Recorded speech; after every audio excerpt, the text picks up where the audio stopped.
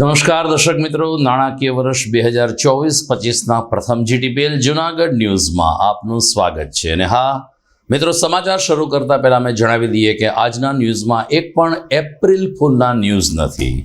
સંપૂર્ણ વાસ્તવિક અને સાચા સમાચાર છે. અને આવા માહોલ વચ્ચે જોઈએ આજના મુખ્ય સમાચાર.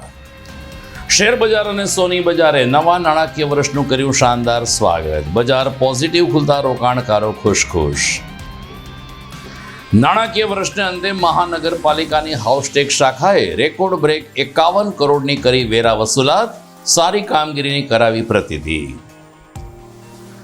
ઝાંઝરડા રોડ ઉપર નવનિર્મિત ભાજપાના કાર્યાલય ગિરનાર કમલમને ખુલ્લું મૂકતા ભાજપ પ્રદેશ અધ્યક્ષ CR પાટીલ. રાજકોટ ભાજપાના ઉમેદવાર પુરુષોત્તમ રૂપાલાની ક્ષત્રિય સમાજ વિરુદ્ધ ટિપ્પણી મુદ્દે જૂનાગઢ કરણી સેનાએ કલેક્ટરને આપ્યું આવેદન. અને એક જ રાતમાં 3 સ્થળોએ ચોરી કરનાર 3 તસ્કરોને ગણતરીના કલાકોમાં ઝડપી લેતી પોલીસ. આ તમામ સમાચાર વિગતવાર જોઈએ તે પહેલા લઈએ એક બ્રેક.